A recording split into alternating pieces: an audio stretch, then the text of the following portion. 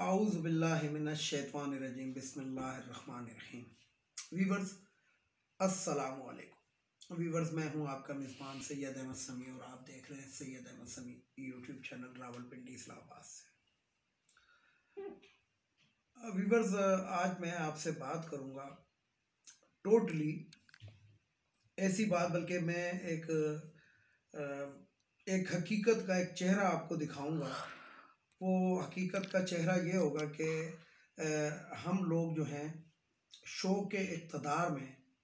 या ज़ौक़ इक़्तिदार में कहाँ तक और किस हद तक जा सकते हैं। तो सबसे पहली बात तो मैं इमरान ख़ान को कहूँगा, जो वज़ीर आज़म हैं और इस टाइम जो हैं जिसे कहते हैं कि बड़े अपने आवाम के अंदर गो के KPK के अंदर थोड़ा सा अपसेट हुआ है, लेकिन बहरहाल टॉप ट्रेंड के अंदर ताकतवर शख्सियत है कि अफवाहों पे कान मत धरिएगा। दूसरा, कोई गलत हरकत नहीं कीजिएगा, यानी कि किसी के बहकावे में नहीं आइएगा। और तीसरी बात, आंखें खुली रखें, आपको सब कुछ साफ साफ नजर आना शुरू हो जाएगा। अब मैं बात करता हूँ पूरी बात यह कि एक तवातुर से एक बात फैलाई जा रही है कि जनाब डील हो गई है और डील इस किस्म की हो गई है कि नेक्स्ट वज़ीर आज़म। फिर इसके अंदर जो शहबाज शरीफ है वो अपने आप को ऐसे शो कर रहा है कि वाकई मैं वज़ीर आज़म बस बन ही चुका हूँ, और नून लीग इसके अंदर जो है वो अपना हिस्सा डाल रही है, जो उसके चेले चपले हैं। अच्छा, नवाज शरीफ ने जब उसको पता लगा कि मैं तो बरतानिया से अब डिपोर्ट हो जाऊंगा, क्योंकि और उसके पास कोई चांस है नहीं, लेकिन बहरहाल मैं आज भी अपनी ख़बर पे बिल्कुल कायम और दायम हूँ कि नवाज शरीफ लंदन से पाकिस्तान नहीं आएगा। वहाँ पे उसने एक खुफिया शादी कर ली है। ये मैं ख़बर काफ़ी पहले दे चुका हूँ, लेकिन मैं आज इसको फिर दोहरा रहा हूँ क्योंकि ये एक पॉलिटिकल शादी है और कि वो बरतानिया बदर होके इधर आके तो ठुडई खाने जिसे कहते हैं, तो वो एक ये चाह लेगी कि किसी तरीके से मैं बरतानिया सामने निकलूं, और अगर ये शादी वो डायग्नोज नहीं करता तो फिर वो बरतानिया से अगर निकलेगा तो फिर इधर आपको पता ही है। तो बहरहाल बात ये है कि नवाज शरीफ ने हर तरह की चालें नाकाम होने के बाद आखिरी पैंतरा उसने जो आखिरी जो चाल चली थी वो गिलगित बल्तिस्तानी जज की चली थी, वो भी आपको पता है कि नाकाम हो गई। और अब तो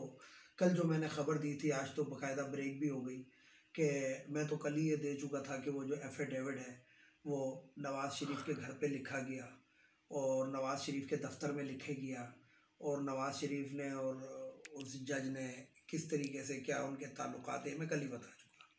तो बहरहाल नवाज़ शरीफ ने आखिरी चाल ये चली कि इस तवातुर के साथ एक पाकिस्तान के अंदर एक मुहिम चलाई जाए किसी तरीके से। एक तो मेरी ये जो ताहयात नाअहली है ये 5 या 10 साल के अंदर तब्दील कर दी जाए, और इसके लिए उन्होंने नून लीग को कहा कि नून लीग के जो सरकर्दा लोग हैं उनको कहा कि इसके लिए आप आगे मत आएँ, बल्कि बार कौंसलों को आगे करें। और अच्छा, ये ख़बर भी मैं आपको काफ़ी पहले ब्रेक कर चुका हूँ कि ये जो काले कोट वाले दहशतगर्द हैं, जिनको जो वजीफ़ा खोर हैं, जो रिश्वत खोर हैं, जो हराम खोर हैं, वो इस चीज़ को कुछ ना कुछ करने की कोशिश करेंगे। तो उसने कहा कि आप एक तो बार कौंसलों को आगे करें। नवाज शरीफ की एक पॉलिसी वो जो उसको कहा था ना कि यू आर द कोच, तो वो कोचिंग अब ये कर रहा है। और दूसरा ये कि किसी तरीके से मेरी ये ताहयात नाअहली ख़त्म होके और मरियम नवाज़ की 5 साल के ऊपर मरियम नवाज़ की 5 साल हो जाए, तो इसका मतलब है कि 2022 के वो इलेक्शन में या 23 के अंदर हिस्सा ले लें। तो इसके लिए उन्होंने बार कौंसल और ये कुछ रिटायर्ड जजेस, और इनको रिटायर्ड जजेस आपको पता है मिल ही जाते हैं, नसीम हसन शाह भी इनको मिला, इफ्तिखार चौधरी भी मिला, मतलब इस तरह के, और आपको मतलब सारों के नाम आपको मतलब जस्टिस सदीकी भी आपको मिले, वो जो वेंटिलेटर के ऊपर गवर्नर बनने के लिए आ गया था। लेकिन इसके अंदर जो अब नेक्स्ट वो चला जाएगा फेज़ जो है, उसके अंदर इफ्तिखार चौधरी नामी एक बगैरत नमूदार होगा, काले कोट वाला, और वो इफ्तिखार चौधरी जो होगा वो अब इन वकला को मुतहर्रिक करेगा और बार्न कौंसलों को और यूं करके पाकिस्तान के अंदर एक ववेला किया जाएगा और इसकी सज़ा माफ़ करवाने के लिए एक दोबारा से कुछ ना कुछ इस तरह का काम किया जाएगा। अब यहाँ पे मैं अपनी अदालतों को कहूँगा, ये जो हमारी मुअज़्ज़ज़ अदलिया है, इनके ऊपर एक बहुत बड़ा सवालिया निशान है। छोटी सी एक बात करता हूँ। रिजवान आपको पता है पाकिस्तान का एक क्रिकेटर, विकेट कीपर है, तो वो 158वें नंबर के ऊपर था रैंकिंग के अंदर, लेकिन उसने मेहनत की और मेहनत के अंदर वो एक साल से 158वें नंबर से छलांग लगा के तीसरे नंबर पर आ गया। तो हमारी अदलिया जो है, जो 158 मुल्कों में से 139वें नंबर पे है, तो अगर ये कोई सही काम कर दें तो कम से कम इनकी भी रैंकिंग जो है वो ज़रा बेहतर हो सकती है और पाकिस्तान का माजरत के साथ नाम रोशन हो सकता है। तो इसके अंदर मीडिया को भी इस्तेमाल किया जा रहा है, सोशल मीडिया को भी इस्तेमाल किया जा रहा है, और आपको पता है इनके बहुत सारे ज़ाती किस्म के बाकायदा एक टीम इन्होंने बनाई हुई है, नून लीग वालों ने, मरियम नवाज़ ने, जिसको वो कंट्रोल करती है और उससे सोशल मीडिया के ऊपर सबर्शन फैलाया जाता है। सबर्शन मैं कहता हूँ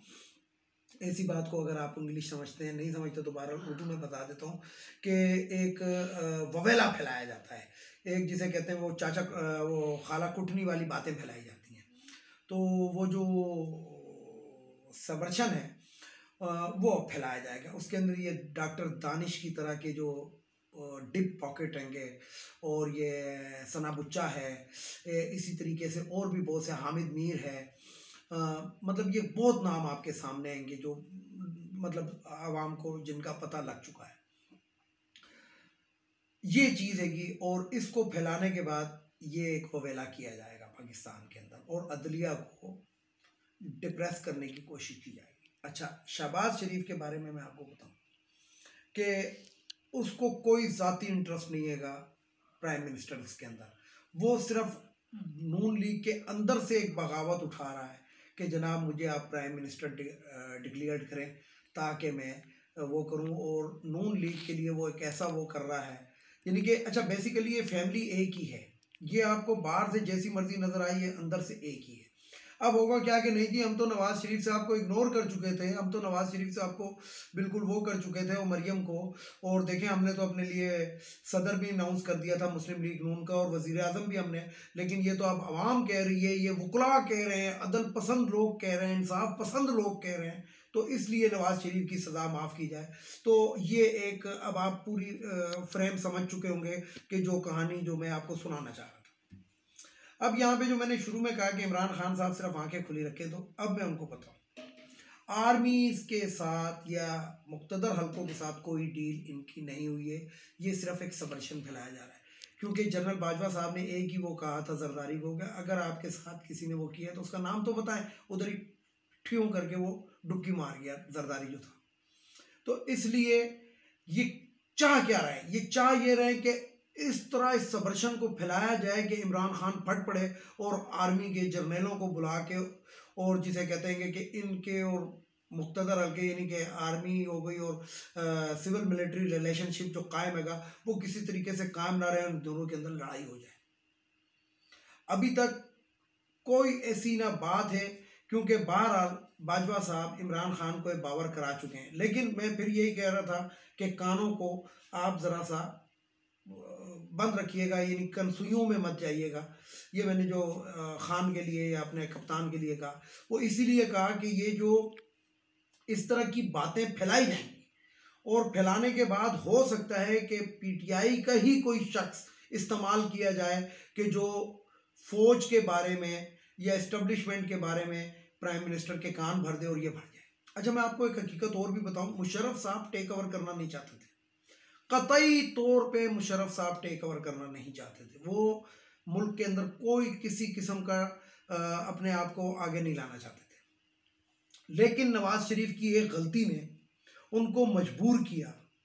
और जिसे कहते हैं कि नको नक कर देना, तंग आमद बजंग आमद वाली बात। तो उसका ड्राप सीन ये हुआ कि नवाज शरीफ के साथ क्या हुआ, तीसरी मतलब दूसरी दफ़ा आर्मी के हाथों तलाक हुई, यानी कि वैसे तो 3 दफ़ा मुतल्लिका है ना ये। तो यहाँ पे एक छोटी सी बात और बता दूं जो मुझे लग रहा है, वो मेरी ज़ाती राय है कि मुस्लिम लीग नून या शरीफ ख़ानदान जो था ये जनरल जलानी की वजह से पैदा हुआ। घुट्टी इसको जनरल ज़ियाउल हक ने पिलाई,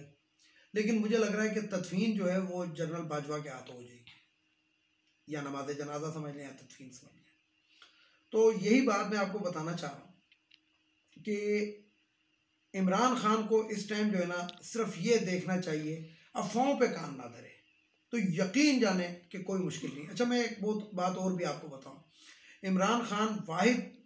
पाकिस्तान का प्राइम मिनिस्टर है। मैं अक्सर अपनी व्लॉग के अंदर जिक्र करता रहा हूं कि इंतहाई ताकतवर वजीर आजम है, इसलिए कि जब इमरान खान वजीर आजम बन के बैठा था तो इसने 2 दफ़ा पहले भी इनकार कर दिया था कि अगर मेरे साथ उल्टी सीधी की तो मैं रिज़ाइन कर दूंगा। ये बहुत कम लोग ये बात जानते हैं। तो बहरहाल सब्स्टिट्यूट कोई नहीं है, और अगर इस महंगाई के हाथों इमरान खान को हम इसका जिम्मेदार ठहराते हुए हम तंग आकर अगर जरदारी को या शरीफ ख़ानदान को मसीहा के रूप में देख रहे हैं तो हम बहुत बड़ी गलतफहमी का शिकार हैं। इनको अब अगर मौका मिला तो इन्होंने मुल्क मजीद बुरे तरीके से लूटना है और नाम इमरान खान का लगाना है कि जनाब वो हुकूमत जो थी उसकी वजह से ये हो गया और हमने यूं कर दिया और यूं कर दिया। ये मैं आपको बता दूं कि डॉलर जो है ये जो महंगा हुआ है इसमें इमरान खान का कसूर नहीं है। ये मसनूई तरीके से जो इसाक डार ने डॉलर को जगह पे और कायम रखा हुआ था और धड़ाधड़ रात दिन नोट छपते थे पाकिस्तान प्रिंटिंग प्रेस में, और जिसकी वजह से हमारा ये हाल हुआ कि फिर एकदम जिसे कहते हैं कि एक पहलवान होता है वो बहुत मोटा होता है, लोग समझते हैं वो मोटा है लेकिन वो रोज़ाना उसको ग़िज़ा जो होती है वो ऐसी दी जाती है कि जिससे वो मज़ीद मोटा हो जाए, लेकिन बीच में वो खोखला होता रहता है। तो यही हाल इसाक डार ने पाकिस्तान के साथ किया था कि ज़ाहिरी तौर पे लग रहा था कि हाँ जी पाकिस्तान तकड़ा हो रहा है, बीच में से तकड़ा नहीं हो रहा था। ये वो दरख्त था कि जिसकी जड़ें काट के फारिग कर दिया गया था।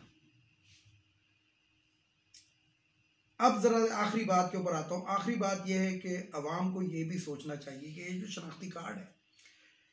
जो खैबर पख्तूनख्वा में और पंजाब के अंदर अब हमारा सेहत कार्ड भी बन चुका है, ये हमें किसी हुकूमत ने नहीं दिया। और मुल्क की बात करते हैं कि मुल्क की खिदमत किसने की, तो मुल्क की खिदमत आप देख लें, और कुछ नहीं तो कैंसर हॉस्पिटल बनाया इमरान खान ने, सेहत सहूलत कार्ड दिया इमरान खान ने, वर्ल्ड कप जीत के दिया इमरान खान ने, पेशावर खैबर पख्तूनख्वा में बनाया कैंसर अस्पताल, और कहाँ कहाँ बनाया, ठीक है, नेमल यूनिवर्सिटी लेकर आया। शरीफ ख़ानदान ने मुल्क की क्या खिदमत की, इवन फील्ड, ब्रॉडशीट, हुदीबिया पेपर मिल, इत्तफाक फाउंड्री, मकतब इत्तफाक शुगर मिल।